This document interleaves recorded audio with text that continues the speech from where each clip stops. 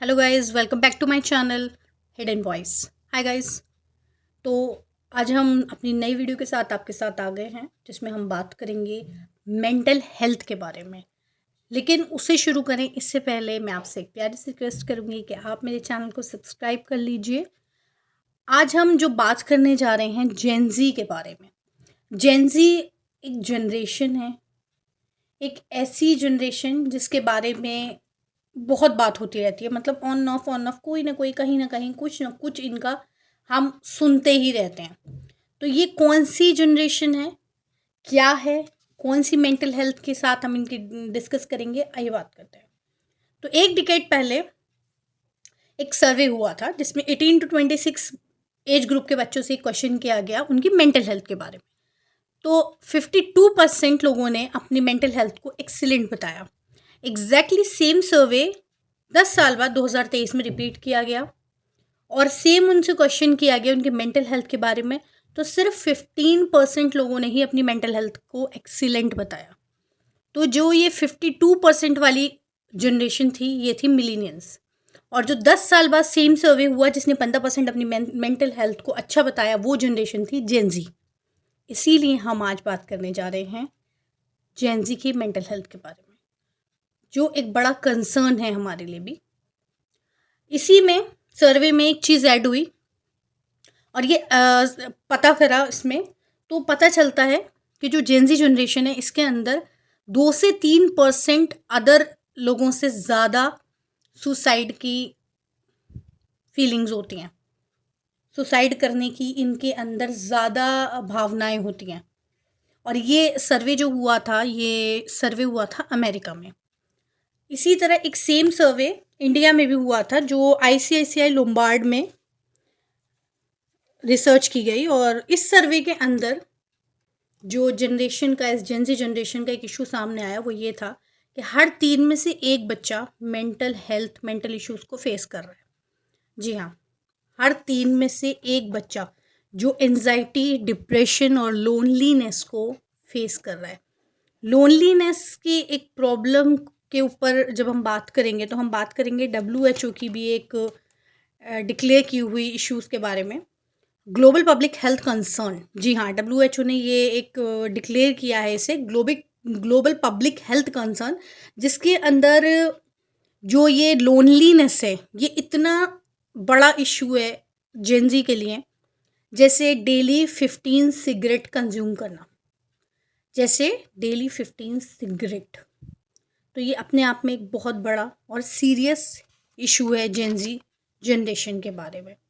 अच्छा, ये कौन सी जनरेशन है? फर्स्ट ऑफ ऑल हम इसका सारा जब ये डिस्कस करेंगे तो उससे पहले हम जान लें तो 1997 से 2012 तक की जो जनरेशन है, जितने भी बच्चे हैं वो सब जेनजी जनरेशन में आते हैं, जिन्हें अगर हम 25 में अगर हम इनका एज का निकालते हैं तो ये 13 to 28 ईयर के बच्चे ही होंगे सारे।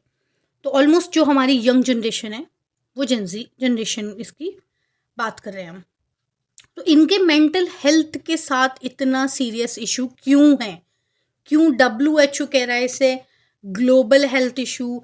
क्यों इसके ऊपर जो ये रिसर्च हो रही है, जो ये आईसीआईसीआई लोम्बार्ड की रिसर्च है, जो ये अमेरिकन रिसर्च है, ये कह रही हैं कि ये इनके अंदर मेंटल हेल्थ इश्यूज ज़्यादा हैं, इनके अंदर सुसाइड की जो फीलिंग्स हैं वो अदर जनरेशन से ज़्यादा हैं, जो इनके अंदर हेल्थ इश्यूज हैं वो बहुत ज़्यादा बढ़ते जा रहे हैं।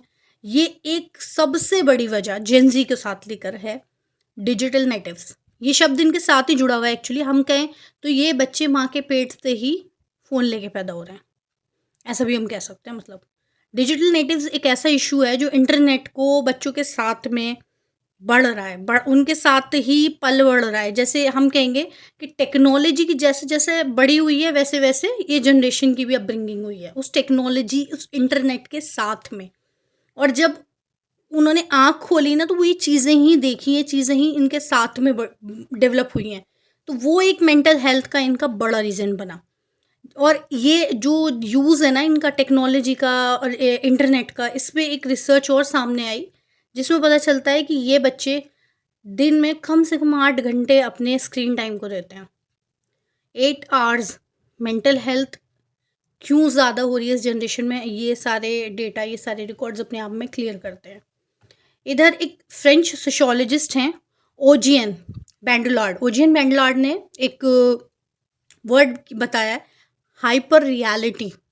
हाइपर रियलिटी को जेनजी के में उन्होंने ये वर्ड जो है बताया, डिस्क्राइब किया। तो एक्चुअली हाइपर रियलिटी में होता क्या है कि जो ये जनरेशन है ना, ये रील और रियलिटी के डिफरेंस को भूल गई है, या इनके नज़दीक ये है ही नहीं, या ये क्लियर नहीं कर पाते, समझ नहीं पाते इस डिफरेंस को। एक इमेजिनरी वर्ल्ड में, एक फैसिनेट हुई हुई दुनिया में अपने आप को जी रहे हैं, अपने आप को ये रियलिटी से ज़्यादा रियल लाइफ में बेहतर समझते हैं, अपने आप को चेंजेस कर सकते हैं, अपने आप को ज़्यादा स्ट्रॉन्ग, ज़्यादा स्मार्ट, ज़्यादा इंटेलिजेंट, ज़्यादा ब्यूटीफुल, हैंडसम, जो भी कहें आप, ये रियल लाइफ में फील करते हैं। रियलिटी से इनका ये एक बड़ा इशू होता जा रहा है। और ये सब कहाँ से आ रहा है, कैसे आ रहा है? ऑफ कोर्स इसकी एक ही सोर्स है, एक ही रीज़न है, सोशल मीडिया, इंटरनेट, और इनका इस पर ज़्यादा एक्टिव होना। साथ ही साथ एक वर्ड इनके साथ और जुड़ता है, फोमो। जेंजी के साथ में फोमो वर्ड का एक बहुत लंबा रिश्ता है, आप समझेंगे इस वर्ड को। फोमो है फियर ऑफ मिसिंग आउट। अपने आप को जब ये मिसिंग आउट फील करते हैं ना, उससे इनके अंदर नेगेटिव सेल्फ इमेज पैदा होती है, अपने आप को लेके नेगेटिव सेल्फ इमेज पैदा होती है। जैसे जैसे जैसे अब क्योंकि जो इमेजिनरी वर्ल्ड है, आप उस चीज़ को समझो कि जो इमेजिनरी वर्ल्ड है, वहाँ ये अपने आप को परफेक्ट फील कर रहे हैं, गेमिंग जोन्स में हो या रील्स में हो, वहाँ अपने आप को एडिट करके, एडिटिंग के थ्रू ये अपने आप को बेहतरीन बना लेते हैं। रियलिटी में इनके अंदर एक फीलिंग पैदा होती है कि ये परफेक्ट नहीं है। वो इम्परफेक्ट वाली फीलिंग इनको नेगेटिव सेल्फ इमेज पैदा करती है। धीरे धीरे वो लो सेल्फ स्टीम की वजह बनती है, और वो लो सेल्फ स्टीम धीरे धीरे इन्हें अपने सेल्फ डाउट में ले जाती है।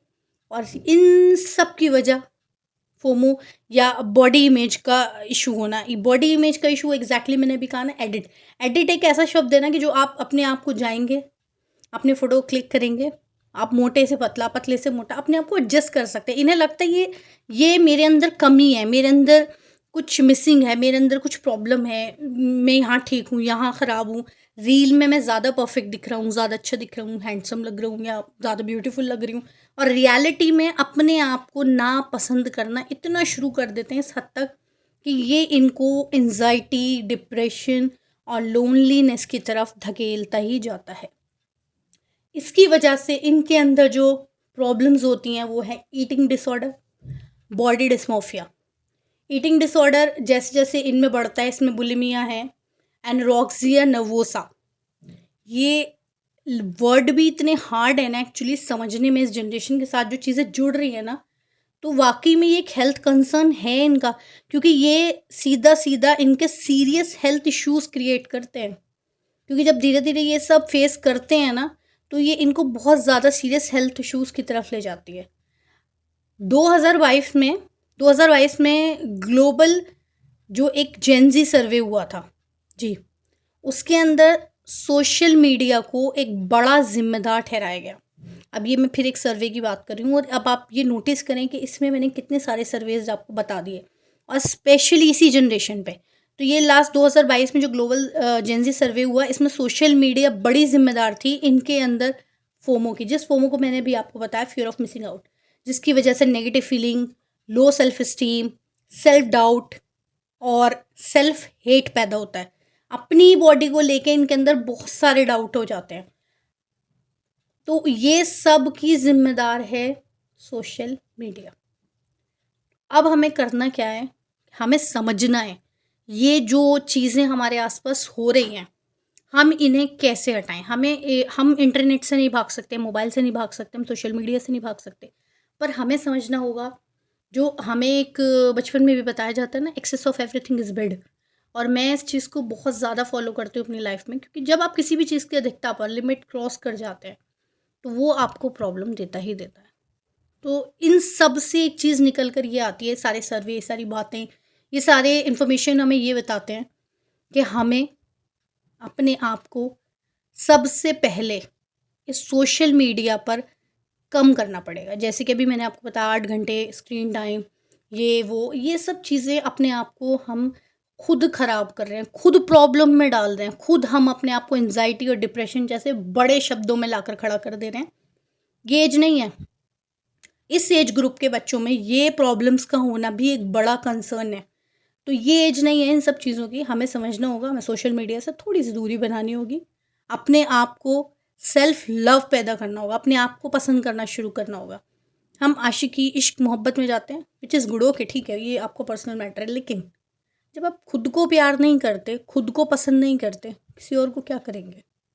पहला क्वेश्चन आप अपने आप से ये कीजिए। तो पहला प्यार, पहली मोहब्बत अपनी खुद को बनाइए। हमेशा मैं अपनी वीडियो में आपसे कहती हूँ सेल्फ लव बहुत इंपॉर्टेंट है। यार पहली मोहब्बत खुद को बनाओ ना, बाद में किसी और को। जब आप खुद से प्यार करोगे, दूसरे को भी प्यार कर पाओगे, लाइफ आपको अच्छी लगेगी, चीज़ें अच्छी लगेंगी, समझोगे बात को। तो इस छोटे से टॉपिक के साथ फ़िलहाल मैं बाय बाय करती हूँ। नेक्स्ट टाइम हम इस टॉपिक पर ज़रूर इन्फॉर्मेशन के साथ आएंगे, बात करेंगे। लेकिन प्लीज़ जेंज़ीज़, लव योरसेल्फ।